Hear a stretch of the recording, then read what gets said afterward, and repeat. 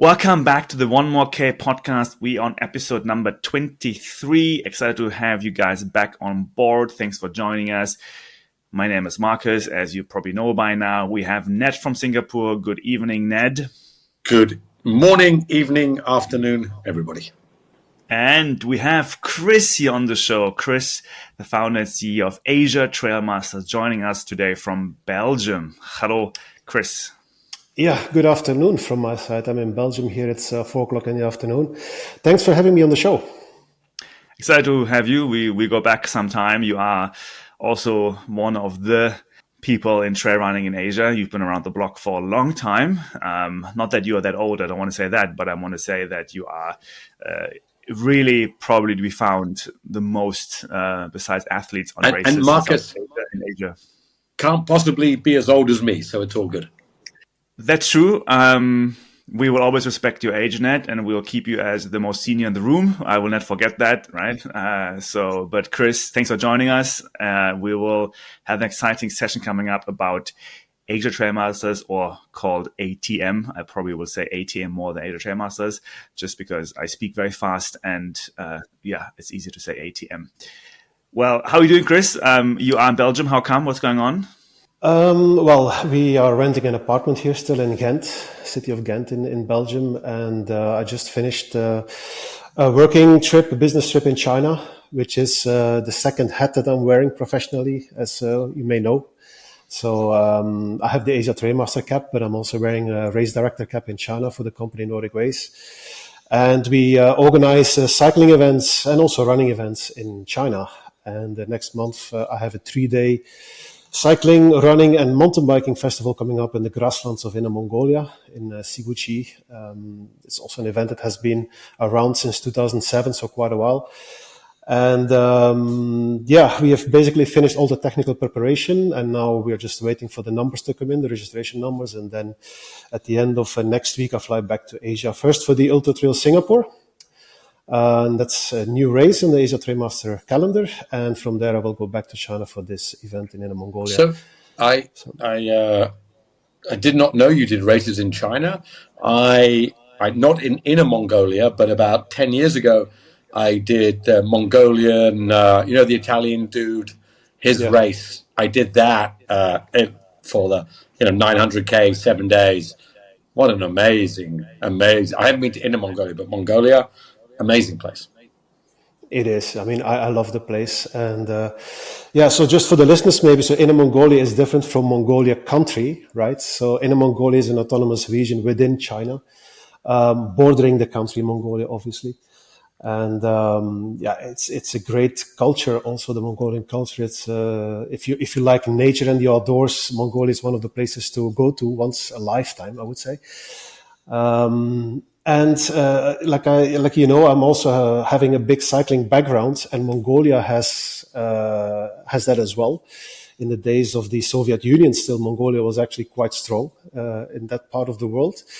And nowadays, also within Asia, they have some very strong riders. And most of these riders that are now in their late 20s, early 30s, we have seen them coming up in our event in China as well. So it's been great to see how some of them are performing now on the professional circuit in Asia. And one rider, Jamba, has even made it to Spain and is part of a pro-continental team Burgos in Spain at the moment. Oh, wow. And I still remember Jamba coming to our event in Siguchi as a 16-year-old. On the mountain bike, and so I know his entire trajectory, so to speak, and it's just wonderful to see how these guys, the passion that they have also for their sport, and the mental toughness they have to keep on training and to keep on fighting to make things happen. Because if you live in Mongolia, and Ned, you've been there in summer, it is very hot in summer, but in wintertime, it's minus 40 degrees sometimes in Ulaanbaatar. So the harsh conditions. From Genghis Khan horse riders to now the bicycle riders. That is quite a shift, but not surprising. I didn't, we shouldn't spend too long going down the kind of Mongolia rabbit hole, but I've been there a couple of times actually, and the two things struck me is, or three things: amazing people, but it made me think. You say beautiful scenery. Like I would say to anybody listening to this podcast, if you want to see what happened to the world before humans messed it up, go to Mongolia. Like, it really is as if the humans haven't touched it and messed it up. And the other thing is, I'm sure Genghis Khan wasn't a nice man, but when I went to the museum, he was quite an effective man. I was absolutely blown away that Mongolia used to rule a decent chunk of the world.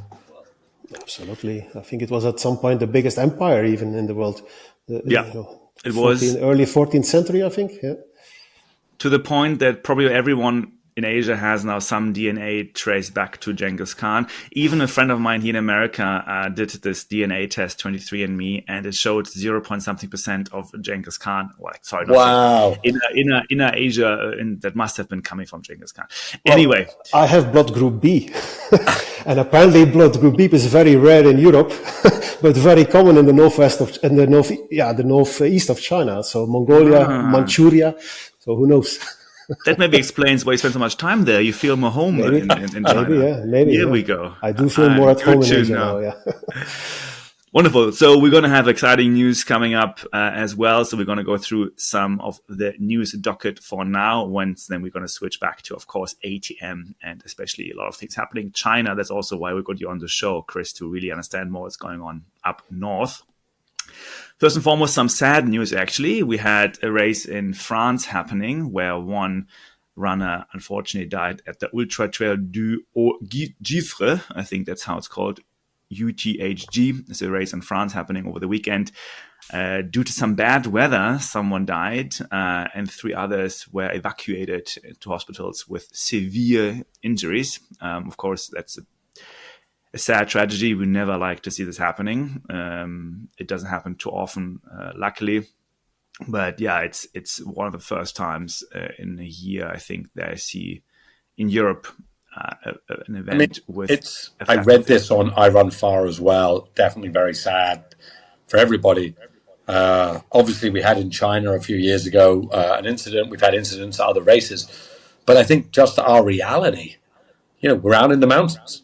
And mountains are big and scary and dangerous, and more people are doing it. And this, incredibly sadly, won't be the last time, because our sport is not.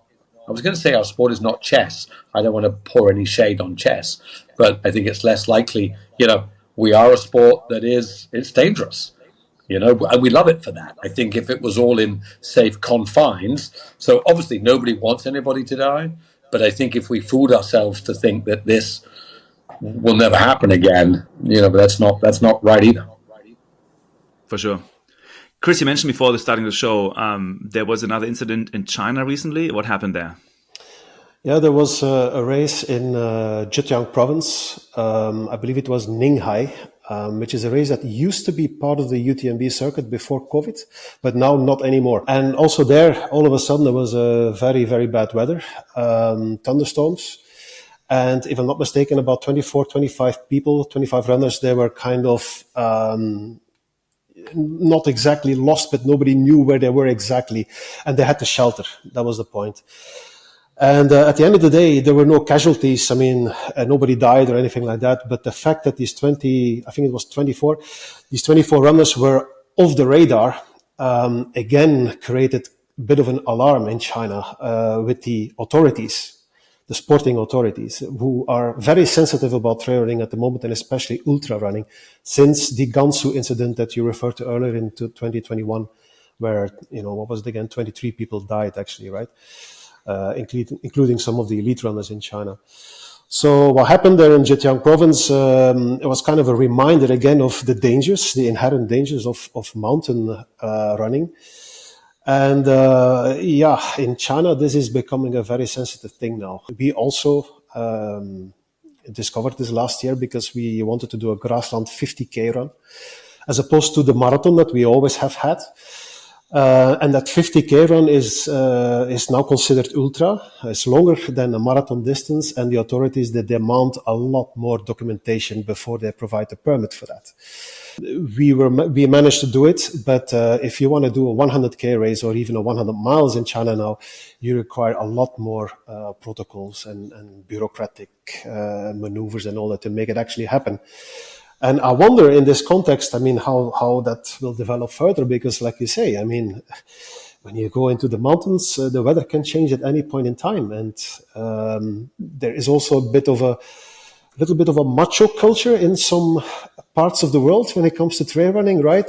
People going to the mountains without any rescue, without any emergency blankets or without any rain jackets, without any warm gear or anything like that, which is what happened in Gansu. And I think that is still happening now, not only in China, but also in other countries. So that is also a problem. Yeah.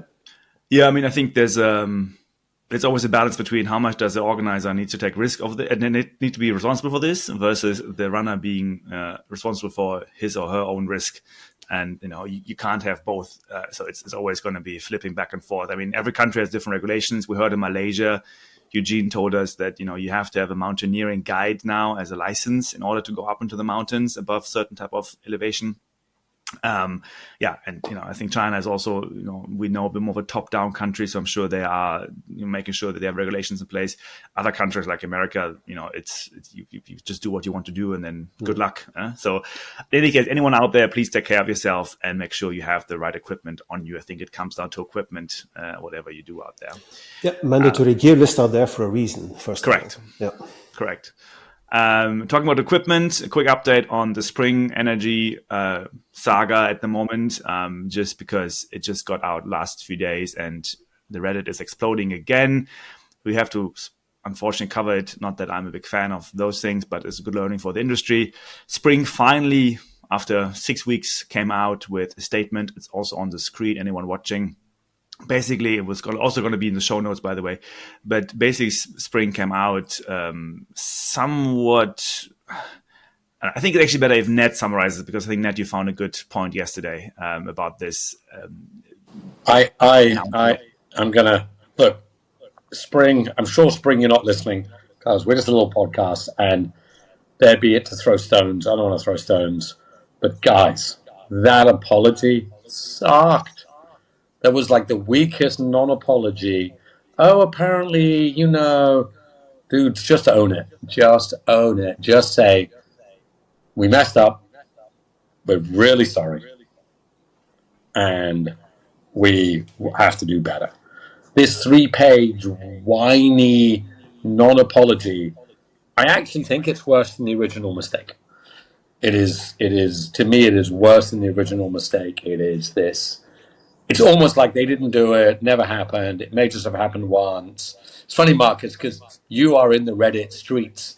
You hang out in Reddit world. I don't. You sent it to me, and oh my God, I spent like an hour reading all the comments, and there was literally not one positive. And look, there's only 10 people there, but basically they were like, they said things like, the perceived radio silence. Dude, it's not perceived. You were silent. Or, there's only 10 people, so No, I don't know. Like, if you mess up. So I'm going to say what they should have done when KFC ran out of chicken. So I don't know if you know this story, but KFC ran out of chicken. They're a chicken shop, and they ran out of chicken. You know what they did? They have these buckets that have KFC. They put on the bucket FCK. We ran out of chicken. We're sorry. And everybody loved them. Everybody was like, gold. FCK. We ran out of chicken. Sorry. End of. Everybody was like, oh, you're cool. Don't worry. Done. It wasn't like, oh, we couldn't get chickens. The lorries didn't arrive. It wasn't our fault. Anyway, I'll stop here. Spring, like, if you thought you'd messed up, you really crapped yourself on this one. It's called awesome sauce. You could have called it not so awesome sauce for a joke, and that's it, move on. But yeah, I think it was a statement written by lawyers. I think they're very worried about some kind of legal action. But yeah, I don't think it really helped anyone in the community. Unfortunately, again, I think it's not great to see, but yeah, you got to own it as a brand. You got to own your communication as well. And not the last time we're going to see this for sure. Brands can make mistakes. We all do. Everyone makes mistakes. I could shut my company down. And I just put it out there and said, I'm sorry, it didn't work. That's life. Yep. Here it is. Yep. Done. Very true. Anyway, it is life. Moving on, I think we'll have some just, highlighting something from Asia again. Well, in this case, actually, it's how the BBC is covering our good friend Natalie Dow. Amazing to see her effort now being covered in global news. Anyone watching again on the screen, you can see that the BBC covered her 1,000-kilometer journey from Thailand to Singapore. And yeah, amazing how the world looks at those efforts now and what she gets covered. She is an influencer, one of the early ones. She started her business Rockstar Arms 10 years ago. I mean, she set this up to do this. She raised a lot of money. She phoned into BBC. She knows what she's doing. But what an epic run. 84K through Malaysia on the streets, like literally on the streets, with lorries bearing down on her. It's not on the trails, but, good on her. And, you're not meant to say a woman's age, but she says it. She's 52. Like, she's getting this stuff done at 52. Good on her. I'm a good friend of Natalie, and it was gold. I think there were some days when because she did 12 days straight, and she finished on World Running Day. So, she couldn't have taken any more days. I mean, she had a lot of support, but yeah, epic run. And great to see it on the BBC. And also equally great is to see that Jasmine Paris, the one we also featured on the podcast before, the first woman to finish the Barclay Marathon, is now on the MBE list, which is the Member of the Order of the British Empire. It's the King's Birthday Honours list. And as a 40-year-old woman to get featured on the list is very special. As a runner, even more special. So we're excited for Jasmine, who is getting now a lot of attention in the UK, especially given what she's done this year at the Barclay Marathon. You're British, Ned. How do you feel about that? The King knows about ultra running, if the King knows all of his ZBEs. But I'm not a royalist, but I am British. I still have good feelings for the royal family. And if the royal family gives you an award, a medal, I think that's quite special. And I don't know Jasmine, but interestingly, Marcus, I don't know if you knew, she gave a talk to the Singapore Ultra Running Association last week. So they had a Zoom call with her. She's very humble, very cool. I wasn't on it. I was working, but I think it's great. I think it's fabulous. As we talked about, Marcus, ultra running are good people. If ultra running around the world, nobody would be fighting. We'd all just be chilling. So the more we get into the public domain, must be good. Very true. That wraps up the news section. Marcus, I have one last note. I'm going to talk about Laz at the end, because but on now is 6 days in the Dome, and the 6 days in the Dome is 6-day racing in America. Zach Bitter just ran 11 hours, 55 minutes for 1,200 miles in the Dome. 6 days in the Dome is 6-day racing, as we talked about before. 6-day racing came from the idea you couldn't run on a Sunday because that was the Lord's Day and you must not run. Not content with that, Marcus, they've decided to have a 10-day event. So right now, some people are running 10 days around a 400-meter track, and people think I run a long way. So just to let you know, people, you're not running a long way, because some people are running 10 days straight around a track in America somewhere. Wow. Madness. Wow. That is madness indeed. Amazing. Thanks, Ned, for the input. Anything on your news docket, Kris? Anything that happened in the last 7 days in your side of the world? Well, it's actually a funny question, because it's been just one of the most quiet weeks of the whole year in the Asia Trade Master Circuit. So there was no event last weekend. But before that, so we had a great event in Brunei. And in the beginning of June, so the 1st of June, we had Tioman 50, the new event from MMTF consultant, Eugene Tan. And that event was fantastic. I was there myself. So that's really a recommended 50K run. It's not going to be longer also next year, 50K, but it's a really great 50K. Wow.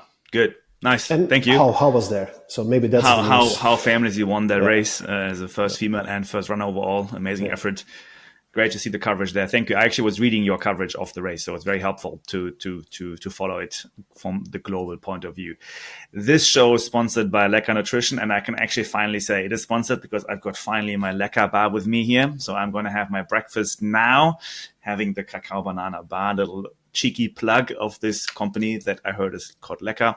Anyway, Kris, over to you now. Excited to talk about ATM. So why did you start the business of ATM? I was really trying to figure out, let's go into the business side of you doing ATM, Asia Trail Masters. Take us through the journey of from becoming an entrepreneur, essentially, in this world of trail running in Asia? Well, we have to go back 10 years because it's exactly 10 years ago that I started writing everything down. The Asia Trailmaster Championship Series. At the time, we actually left out the championship. It was just Asia Trailmaster Series. And how did it start? Well, basically, this was the boom era of trail running in Asia, including Hong Kong, China. So I was invited to take part in the first edition of Trans-Lantau in Hong Kong by Pierre-Arnaud Lamayan, who was the co-founder of that event. It was not called Trans-Lantau yet. It was called the Raid Light Lantau 50, something like that. There was also 100K, but I ran the 50K. And that was my first ever trail running event because I had just quit my competitive cycling career, to call it like that. And I was looking to do something else because I liked still being in shape, right? And I went back to my first love, which was running. I was a good runner as a teenager here in Belgium, including cross-country running. I took part in that race and I really loved the experience. And then I started to think a little bit like, what can I do with this? Because I was already working also in China as a race director, as I just mentioned. But I wanted to do something also outside of China. And so I was beginning to think, maybe we can combine a couple of races in several parts of Asia, put it all under one calendar to make it easy to find for people and create a bit of a competition with it. And that is kind of how it started, slowly. The first season, 2015, was also, I can say, it was very modest. It was kind of, seeing where it leads. But it took off and people liked it. And like I said, people discovered races that were taking place in Southeast Asia, especially, but also Japan, in Korea, also in China. The Taigu race, for example, in China, which is now the biggest trail running event there, was part of our ATM calendar in the first couple of years when that race was set up. And then year after year, it just grew bigger and bigger. And especially by 2017, 2018, we had some real good competition already for the championship title, as we then like to call it. Yeah. So Asia Trailmaster, as you know, is an annual competition, right? So after every season, the ranking, everybody goes back to 0 points. Yeah. Then we start anew. And like that, every season has its own narrative, has its own story. And that is also what's making it very interesting for people to follow. Because all these runners who do well in our series, in our championship, they become like, I wouldn't say household names, but at least they become well-known athletes within the region here in Asia. I think I can say, and the runners, they will acknowledge also that runners like Tahira Naimunisa, Ruf Teresia, Alessandro Sherpa, they would never have become known if they didn't run in Asia Trailmaster. Yeah. So you're like an incubator of Asian athletes in that sense. Not that you're, of course, incubating them personally, but I think it's a great platform to discover Asian athletes, if that's a fair say. Yeah, I think so. I mean, so we focus a lot on the competition aspects for these elite runners, as we like to call them. In the meantime, we also have another individual challenge, which is called the Grandmaster Quest. And that is non-performance based. So everybody can become a Grandmaster. What you need to do is finish 6 ultras within 2 years. Yeah, ATM ultras. And that has actually become more popular than the championship after COVID, which is a very interesting development. But it's also a global trend, I would say, that, fewer people care about the race in trail running. Yeah. I also heard this on a popular podcast from an American guy in Colorado. He's saying exactly the same. Also, apparently in America, the interest in competition is declining. So people just want to go to the trails and finish the course within the cutoff times. Yeah. Interestingly, so I used to do Ironman, and obviously there's a different discussion about Ironman UTMB. I'm not that, but they started non-pro races, and there was this really big discussion: would anybody go if there were no professionals? And everybody went, because for most, if you are like a real fan of the sport, you want to. I remember when I was in it, I wanted to see Crowe or Macca or Norman Stadler or Jan Frodeno. But I think for most people, we talked about the one and done, or people either getting into it and starting. I think you're right, Kris. I think the heartbeat of the sport, while I love competition, the heartbeat of the sport is the people coming and, in the marathon majors, you do the 6 marathon majors, you get your medal, and that drives. I mean, look, both as a businessman, you want to drive it, but I think it's a great thing. I think that Grandmaster Quest makes a lot of sense. Yeah, and it was also mentioned on your own podcast with Florian Lamblin a few weeks ago. I was listening to that one. So that's the CEO of UTMB International. And he also made that comment, or at least he was referring to it by saying that, trail running is not about performance. It's about event experience. Yeah. And that is actually what I also discovered, especially after COVID. So that there's less interest in the competitive aspect of the sport.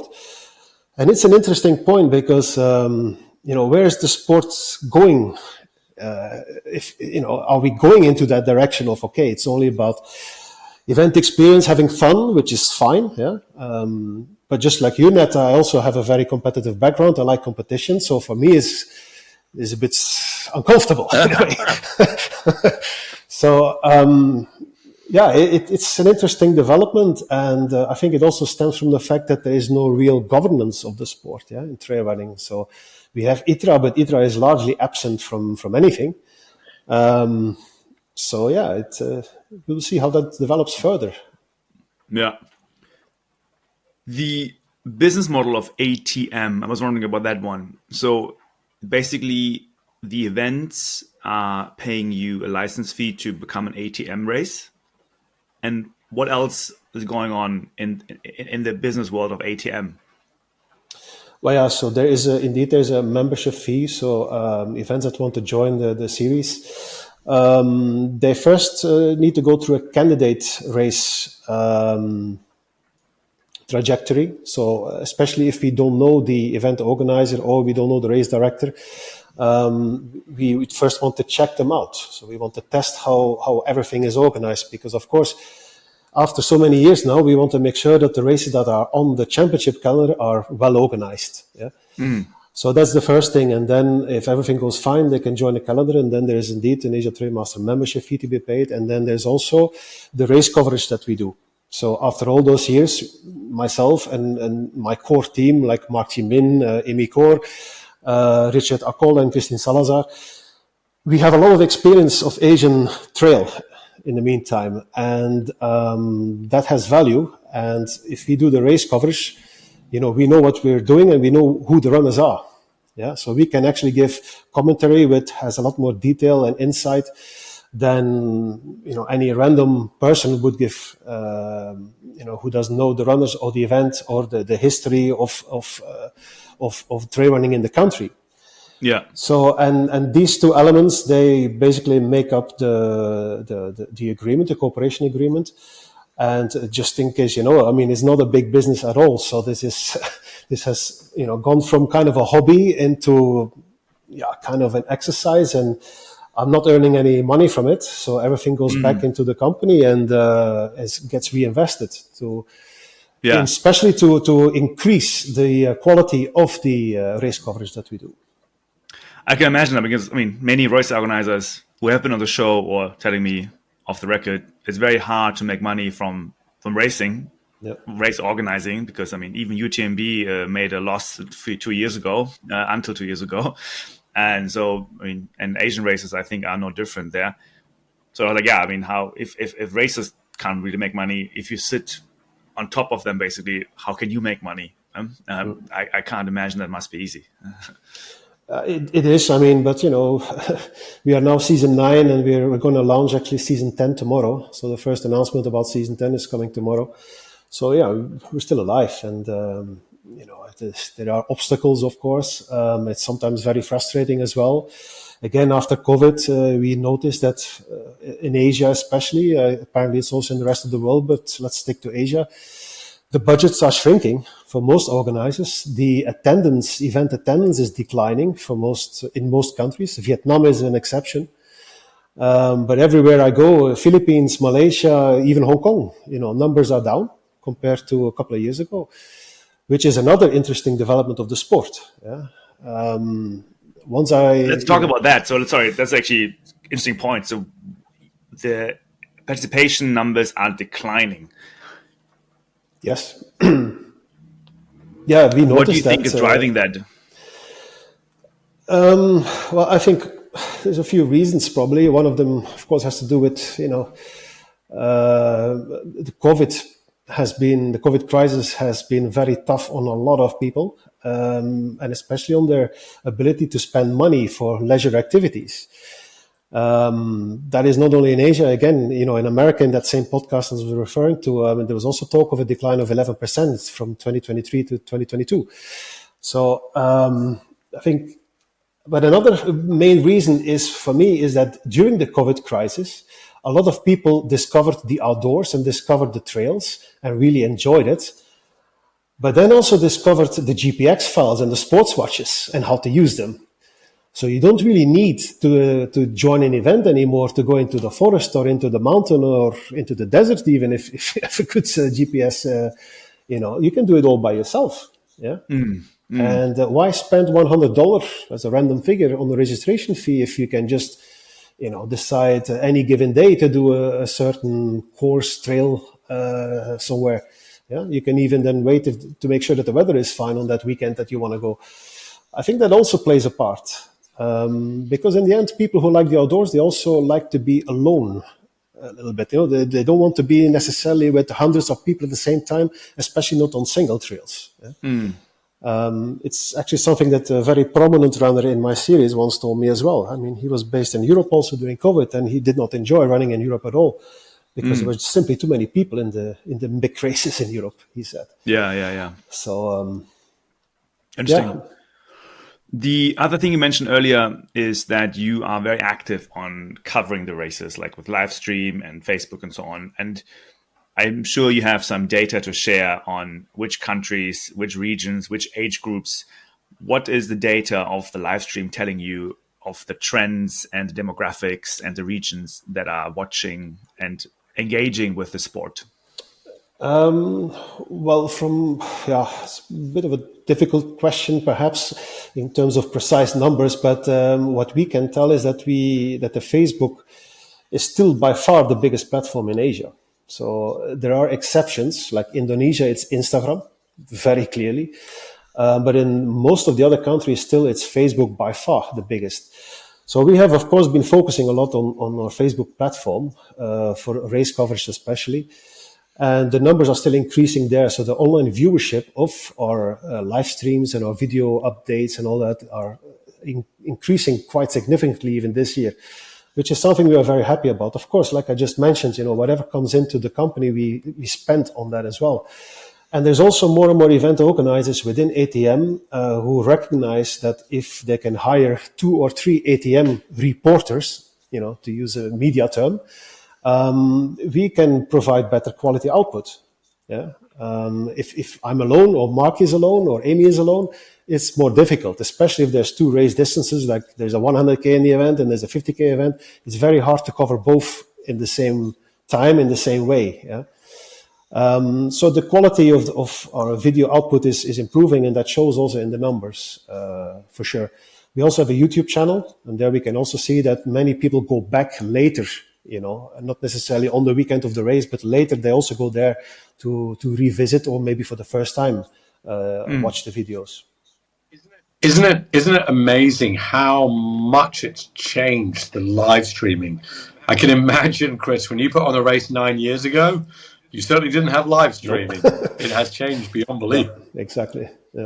Yeah. I mean, and one of the effects of that is the decline in photography, in quality photography. Yeah, I mean, with Asia Trainmaster, I've had the luck to be working with 2 fantastic photographers, Kirk Kenny, based in Hong Kong, and William Chiang, based in Singapore. And Kirk already in 2019 said that he would be taking a step back because of family. I mean, he became a father and so on. But also William has become a little bit frustrated, we can say, because people don't necessarily see the value anymore of his photo work. I mean, they see the value, but they don't want to pay for it anymore. So they don't want to recruit him anymore because everything goes to video at the moment. Yeah, people prefer now to have some videos, and like in Indonesia, for example, Insta stories is the big thing there as well. Yeah? And Williams photos. I mean, I know William better than Bert because he's in Singapore. William's photos are amazing. He won prizes at the end of the day. I mean, he won prizes for his shoots at an ATM event at the time, BTS in Bromo. I think it was 2017, might be 2018, forgot. But he won prizes in Japan for his work there. Yeah. I heard you say, and this is really amazing, that obviously you've been running Asia Trail Masters. You understand how hard race directing is. Despite the fact there are clearly more people in the outdoors, you said there are less trail runners at races in Hong Kong, Philippines, everywhere apart from Vietnam. Is that correct, Yes, Kris? that's what. We discussed this briefly. Yeah. I mean that's the news that I get from all the organizers in Asia Trail Master, and which is also supported by data in the US. Yeah? And the only country that seems to be escaping this trend is Vietnam, where everything is still going up. Yeah. But do you think that's a function of less runners per race or less runners overall? Because you could I think it's per race. I think it's per race. Yeah, and it's like we just discussed, right? So I think during COVID times, I mean, many more people rediscovered the outdoors and the opportunities to go into the nature. But they also found out how the sports watch and the GPX file work. Yeah, so people go out by themselves. Yeah, they go to the trails by themselves. They don't necessarily spend $100 in registration fees anymore to attend an event with hundreds or maybe even thousands of other runners. They just go with a bunch of friends, with maybe the local running community, and they go, to the trails and join them at a more leisurely pace without the stress of cutoff times or something like that. Yeah, so I think that also plays a role. Yeah, I mean. Yeah, but the argument could be on the other side is it's just more races happening, and you have, of course, the bigger races who keep growing, make it more expensive, so less people join them. But you have also a number of smaller local races who are offering maybe, similar experience for half the price, maybe smaller. And so that's what I'm saying, maybe the absolute number is actually not changing. And I think the data, what I've seen in the West of ultra marathons, has not rebounded yet completely to pre-COVID levels, but it has reached almost the same level again. But yeah, I think the big races are, struggling. Like with anything in life, when you grow bigger, you have to, hire more people. You have to make it more expensive. I know people who are put off by this. But I also see in Vietnam, for example, that you have a lot of small races offering now a lot of, cool enough experiences for a 25K or even just, like a 12K run. And they're growing quite fast. I think that's where I'm wondering if it's just the bigger races. Yeah, I mean, it is a good point, I think. Of course, there's also a trend that the short distance and the 50Ks are becoming much more popular than the long ultras. Yeah, that's also very clear. Even a lot of, let's say, elite runners in Asia, they also don't want to do so many 100Ks anymore. They're all dropping down in distance. Because they also say we like to do more races. Yeah, we don't want to focus on one long ultra and then we have to recover for a month. So they prefer to do more 50Ks. I think maybe another thing is in this context is sports tourism. Yeah, I mean, trail runners, who are they? Are they again coming back to what we said in the beginning, and the potential decline in interest in the race? Trail runners, are they athletes or are they more like tourists? Active tourists. Yeah. And then, of course, you have the thing, okay, once you've been there, next time you go somewhere else. Yeah, you don't go to the same place every year. I think that's actually a very good point. And we have not really digged into this tourism part yet. And it comes back to experience, right? You pay for the experience. You pay for that one trip into the mountain. Once you've done it, nice. Didn't really matter if you win or don't win, but you had at least the experience. And so you would choose another mountain or another amazing landscape the next time you go somewhere, whether it's in your own country or in a different country. I think that's where, Vietnam, for example, is a fabulous trail destination for many Europeans and Americans, knowing they come over there for that one race. And of course, they will never come back because it just was part of their holiday. I think, but it's also for the towns. Again, coming back to Ironman, originally Kona in Ironman, they adored it until they overrun it, and then they came away from it. We're nowhere. Well, maybe Chamonix. I imagine the people who live in Chamonix are a bit tired of the insane invasion that they get every so often. But certainly in Asia, Kris, none of the towns has yet been overwhelmed by trail tourism. Is that correct? In Doi Tanon, there were some issues, right? After, what was it, 2 years ago? So they had to change location because the local people didn't want it anymore. So they had to move it to another venue. Oh, wow. So yeah, I mean, but yeah, you're right. At the moment in Asia, it's not as much what you say about Chamonix is correct. But of course, the Chamonix people, they also are quiet because that 1 week at the end of August is giving them a lot of money too. So, I mean, they also understand that it's very important for them still. But yeah, I mean, I also heard about the Kona thing about Ironman triathlon. And I think now they're moving, also now it's becoming biannual, right? So 1 year it's in Kona and the other year it's in Nice. So, yeah. Oh, I mean, look, that whole, anyway, that, yeah, the reality is you can only fit 2,000 bikes on the pier, i.e. 2,000 bikes. So instead of just accepting it, like Gordy Ainsley did at Western States, like Laz does at Barclay, no, we're going to send the men and the women into different worlds. France 1 year, Kona the other year. Anyway, I won't go on because I'm just going to rant. I think Andrew Messick went down the private equity route and did a money grab. And honestly, I think that's why UTMB gets crap, because Ironman's a money grab. And hey, I'm a capitalistic too, but it was such a blatant money grab that it left a slight distaste in people's mouths. Yeah. I mean, UTMB is still in the early phase in Asia, right? So let's see how that all develops. But as you know, I mean, UTMB in Asia is divided between actually UTMB and the other part of Asia is Ironman controlled. So, yeah. Which is actually a question I got to ask you, like, how has your world changed since UTMB is entering Asia more? It's not really affected Asia Trailmaster that much, I would say. It has more a bit of an effect on the overall Asian scene, because of course, UTMB is a global series and Asia Trailmaster is purely focused on Asia. It's a purely regional series. And of course, UTMB has a lot bigger budget than Asia Trailmaster will ever have.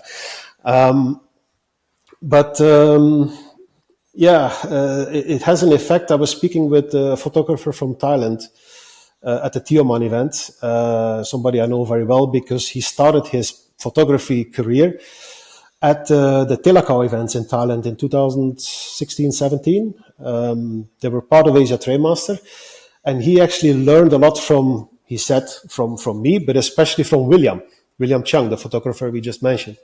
So he's always very talkative whenever he sees me still. And he's now also shooting for the UTMB events. But he told me that in Thailand, a lot of races have disappeared now as a result of the two bi-UTMB events, which is also related to all the Thai runners. They want to go to the bi-UTMB events. They are more expensive, so they skip the other races. And then there's the thing with the government permits and the park permits in Chiang Mai that have become apparently more expensive or even unable to get them in the case of some organizers. So there is a bit of an effect apparently already in Thailand now, but it's early days. Maybe we should not, go too deep into that now. But it was an interesting thing that he mentioned because he's not going to say that for no reason. He's concerned about what is happening with the trail scene in Thailand. One last point on the business before we go to the China part. But curious, where do you want to take ATM? Like, what's from a business point of view, from a community point of view, what's the journey looking like for the next 5 years? Like, where do you take this? Yeah, well, as I mentioned, so we're going to have the 10-year anniversary next year. And the idea is to have a bit more focus on the Grandmaster Quest, because that has become the most popular part of Asia Trailmaster. But we will not skip the championship, because also for myself, I really enjoy the competition, seeing the runners competing against each other several times a year. Yeah. So they become really like, also in my mind, they are like stars, and I enjoy seeing how they progress or regress. But the Grandmaster Quest will get more prominence. We're also going to develop an app for Asia Trainmasters, so it will be a bit easier also for people to find information, because it has also come to my attention that websites and Google search is apparently becoming a thing of my generation, but not of the young generation anymore. So I think an app will hopefully help with, boosting the availability of the information for the younger generation, especially. And of course, I hope that we can also keep on improving the live streaming part and the broadcasting. Because what I did not mention, I was also, when I was very young, just coming from university, and even during my university time in Belgium, I was also working for a newspaper in Belgium. So I have a bit of a journalistic background, sports journalism, and I still really enjoy that. And I really would like to take that further as well. So is it fair to say that ATM is also, or might be even more, become a media business? Yes, we want to strengthen the media angle for sure, yeah. Good. So I know a few people out there who want to buy media businesses. Well, yeah. But in any case, it's what I mentioned before, right? So we have this 10 years of experience within the Asia Trainmaster team. And I think we should use it. And I hope that people also, see the benefit of that, yeah. I mean, I've been a massive learner, fan of social media. I use it to a tiny extent myself on LinkedIn I post once a week. I post a 1 minute running. Like it, for me, I get 20, 30,000 views. I get people asking me to do work for them. It just works. And that's just my tiny little thing. And when I look at it, I said to you, Marcus, last week, we were talking about this guy, William Googe. My Instagram feed, obviously full of ultra runners. And then I look at them and they're getting 50,000 views, 100,000 views. Courtney the other day showing off poles, but also the story arc of our sport is so amazing. Like the story arc is amazing, whether it's a vertical K or a 25 or a 50. And I think beautifully done media is the power for our sport today. Let's just be real. Traditional media is dead. Like you say, Google search is dead. Instagram and TikTok and stories are everything.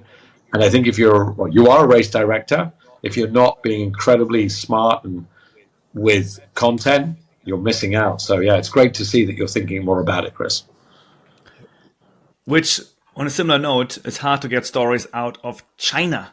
And so I'm always giving a bit of a rant on the show here that whenever there's an event happening in China, a famous big one, it's very hard to find race results. It's very hard to find any information about this, what's going on there. So I'm very excited to have you on the show as well, Kris, too, because you have apparently Chinese blood. So, maybe you enjoy this country quite a bit. That's great. So what's going on in China? Like really, tell us the trends, the events, the runners, really giving us a bit of an overview of that huge and very important trail running country.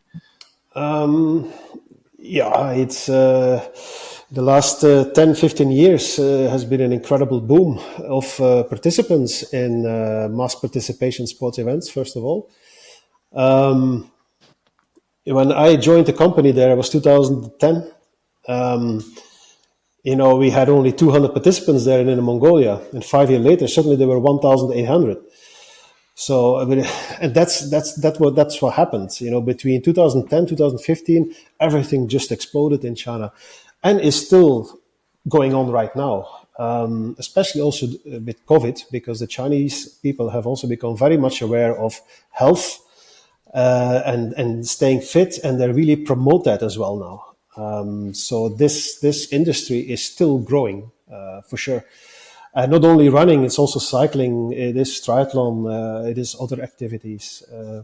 Okay, didn't we see, Marcus, wasn't it a few shows ago, correct me on the number, wasn't it 500,000 people ran a marathon in one weekend? Was that right, Marcus? Correct. Yeah. We had 500 events on one weekend, roughly 500,000 people on the marathon. No, I think Marcus, I think it was 50 events, they each had 10,000 runners. Yes, you're right. Yeah, for sure. I think that happens quite often, to be honest, in China. Depends on the season, but yeah, that's normal, I would say. Yeah.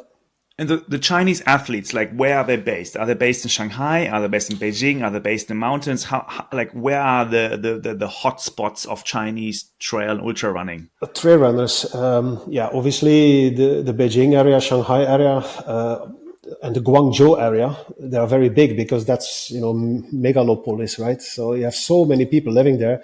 And outside these cities, you have actually a lot of trails and hills, yeah. Beijing is beautiful, yeah, for trail running, also for cycling and all that.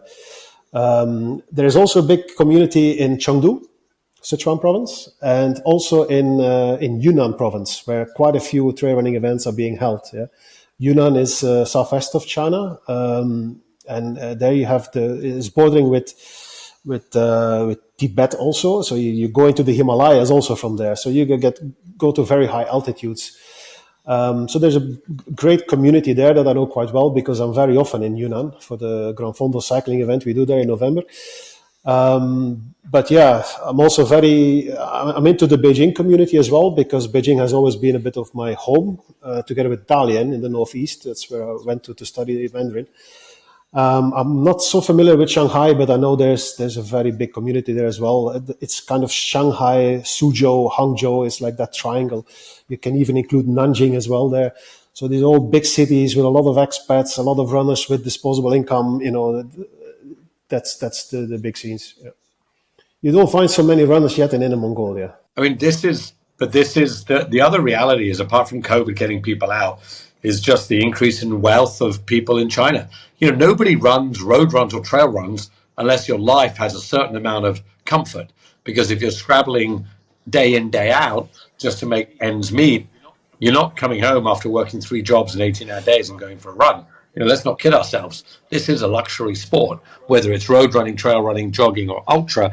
And, also, let's be clear, China's gone from a nation that, had the potential to be wealthy to a nation that is wealthy.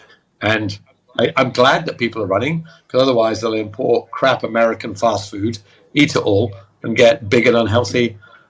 I'm picking on America. I love America, but you don't want to eat that. Yeah, but that is indeed what was happening in China as well. So I mean, like 20 years ago, everybody was eating McDonald's and KFC, and the Chinese people were getting bigger and bigger. Yeah? Especially the boys. There was also the one-child policy, so they were emperors, little emperors as they used to call it. Yeah?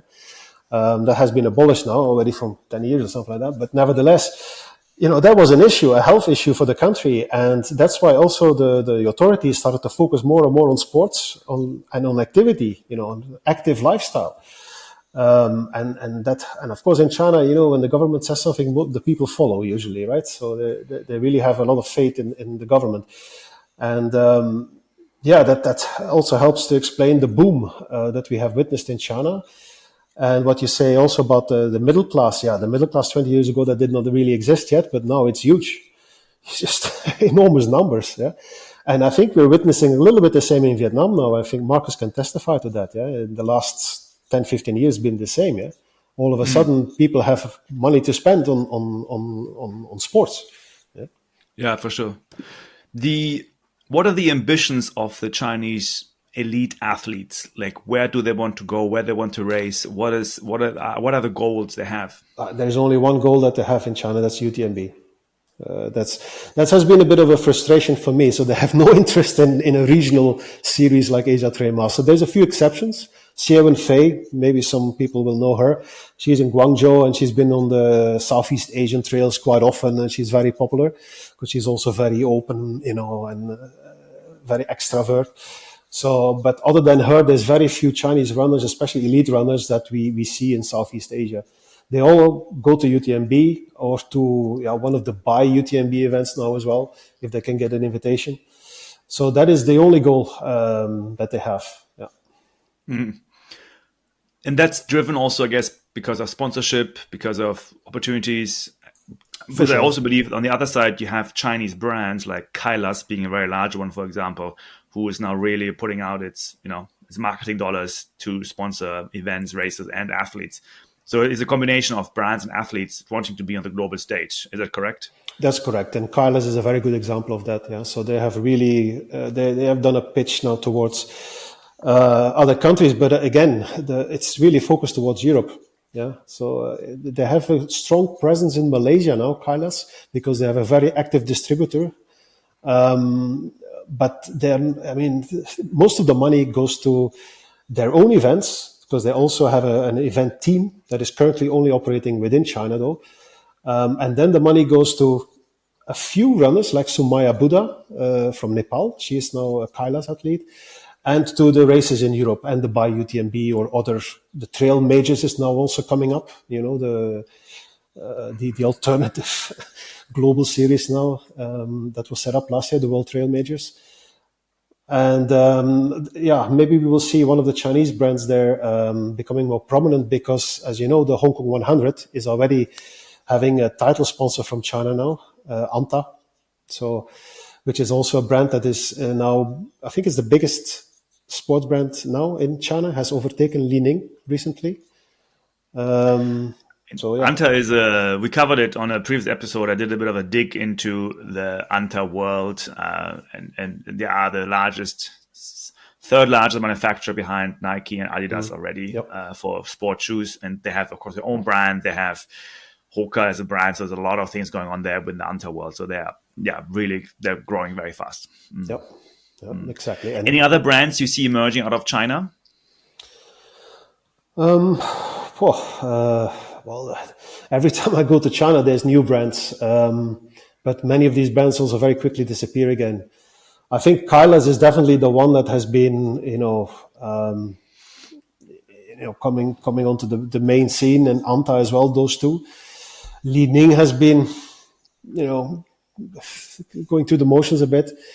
There's another brand, 361, but I don't think they focus very much on trail running at the moment. But yeah, for the rest, I'm not so. Yeah, I mean, Vibram is of course also based in Guangzhou, in Guangdong province. I mean, Coros also a Chinese brand. People Coros don't know also, that. Yeah, Shenzhen. Yeah. Wow, thank you so much. I think we're excited to see what's happening in China.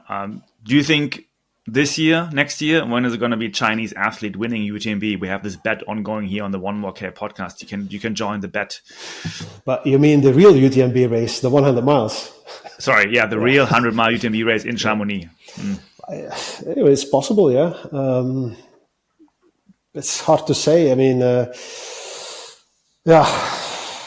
within the next 5 years, it's possible. But there's one thing that always sticks to my mind as well. Like 10 years ago, maybe a little bit longer, people were also saying that within the next decade, there will be a Chinese rider winning the Tour de France. And there's not even one participant from China in the Tour de France. So I don't know. Of course, it's a bit different maybe, but still, it's winning an international race, especially if you are not used to competing so much internationally, is not easy. We see that also in Asia. You have runners in Asia who win every local race, every domestic race, but then they come to the Asia Trail Master Final, and they get their wires get crossed, because all of a sudden there's John Rionifo there as well, and Sherpa and Christian Jurgensen and Jeff Campbell, and they can't follow these guys, and then they just quit. They don't know what's going on. So you have to learn to compete also. And to be fair, it took also an American quite some time to win UTMB, and he had to be based there in the area of Chamonix in order to win it. And as an American, and I think it was fairly well covered, he had issues getting the visa just to stay in France for a long time. As an American, I don't want to know how it must be for a Chinese to actually stay in the Alps for longer than a few weeks. That alone is already a huge problem. It's a great point, I don't think Jim would have won. I mean, look, obviously, if Jim wasn't there, would Zach have won? Yes, and Zach would do it from America, but I think you're right. But look, Kris, it's great to get that overview overall. I definitely wish the Asia Trail Master to grow. And, it's great to see that business doing well, and particularly as you come up to your 10th year. Yeah, thanks a lot. I have one more just comment on what we were just talking about, Hao Ha. Yeah, because she's an Asian runner. She's probably the best Asian runner at the moment with victory chances at the UTMB event. She will do CCC again. She was in Chamonix also for a month, or at least in Europe for a month last year, and they will do again the same this year. So it's the same thing. It's focus. If you want to win that race, you need focus. Yeah? If you're not Kylian Jornet, yeah, so to speak, Kylian Jornet 10 years ago, if you're not a natural phenomenon, Haha is in a way also a natural phenomenon, but you know what I mean. So you need focus and you need money. 1 month in France, also, Chamonix is damn expensive. Exactly. And I just paid my Airbnb for the 6 nights in Chamonix. Sorry, actually not in Chamonix, nothing available anymore. So I'm staying in one village outside. I'm like, oh my God. Yep. This is not cheap anymore. So Haha for sure is focused and has luckily Gim behind her and the huge team, which are helping a lot to make it happen. So we had Gim on the show a few weeks ago, and he's putting all in his eggs in this one basket there, really, and it's amazing how he's pushing it. So really excited for Haha to. Yeah, I'm also really hoping that she can win. She's at the end of the day, she was our Asia Trailmaster champion 2 years ago, at the beginning of her running journey. So we are part of it. So full support for Haha. Yeah. No, again, I think I only can add on to Ned's words that thank you so much for what you've done the last 10 years in Southeast Asia and Asia in general. It is, of course, a Pan-Asian event series. Again, I'm not lying if I think you are one of the go-to people for athletes, and as a platform is instrumental to bringing out the likes of Haha to the world. So really thank you for doing that. And anyone out there, again, join the ATM races. I think we can really say they are the crème à la crème, how we say in France, of the Asian races. And yeah, Kris, excited for the future, and we're going to see you soon again. Thanks for joining the show. Yeah, thank you very much, guys. We have wrapped up the part, and now, as usual, we're wrapping up the entire show with Ned's drop of wisdom and inspiration. Let's see what it is today, Ned. What do you have on the docket? It is not particularly wisdom. Marcus is always very kind. Sometimes, I must admit, it is wisdom. This time it's very personal. It's just for me. I'm just putting it out there. So it's just like it's quite a short one. I'm just putting it out there. So I have said it, and I'm saying it in a little drop. Of course, it's about backyard. So I'm going to say it. Alrighty, this one's called 50. 50. Have to do it. It's way out there, but there is no point in doing something you can do. Don't reach for what you can. Reach for what you cannot. I have a goal that seems not possible. My goal is 50 backyard loops. That's 50 hours running 6.7K an hour, which is 333K. I have to get to 50, but my best is only 28 backyard loops. But if I do 50 loops, I get to play with the big boys. Harvey, Merrin, Sam, Phil. All of those guys have done 100 loops before. What are we, Sam? We are big boys. At a race next year in Australia called Dead Cow Gully, the very best in the world are coming. Even more than at Biggs, maybe. It's the Super Bowl of backyard. Even the little boys and girls have to do 50 loops just to enter. Imagine turning up at a race where the weakest runner can run 333K. That normally wins other races. Can you imagine you start loop 1 knowing that until loop 50, no one's dropping out? Wild. Day 1, everybody. Day 2, everybody. The game doesn't start until day 3. For me, I hope at the World Championships in October, when I compete for Singapore, I do 50 loops, 333K. I hope Joshua or Abby or Hongwei or Derek or Jasmine, the best of backyard Singapore has to offer, go beyond 50 loops, and I hang on. It's a big goal, but you will have to scrape me off the road to stop me. Because at 57 years old, I don't get many more goes to be my best at this, I think. So 50 it is. 50 at 57. Hey, if I get to 50, why stop? Why not 57 at 57? So 57 it is. Let's go. I'll see you at Dead Cow, Sam. Ned. Thanks, Ned. That's a big announcement. Thanks for sharing it here on the podcast. I love how you keep changing your goals. Like, it used to be 100 minus your age, and then it was just your age. Now it's like 57 or 57. You're moving up, the pole to just longer distances year by year. Somebody said to me, do you feel we're talking about getting old? And I don't. Of course I'm slower. I'm obviously slower. I am delusional, but I'm not delusional. I'm slower, but I can still run a long way. So, yeah, guys, I'm doing it. So gotta do it. That's it. Gotta do it. Amazing. Thank you so much. This means we have episode number 23 in the books.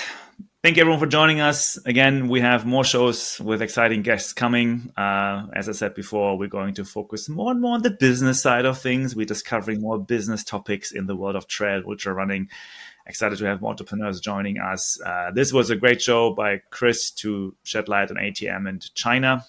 Thank you, Kris, for joining us again. Best of luck. Thank you. Yeah. And same to you guys. Best of luck as well with the podcast. Thank you so much. Thank you. Thank you, everybody. Thank you for listening, and we'll see you next time.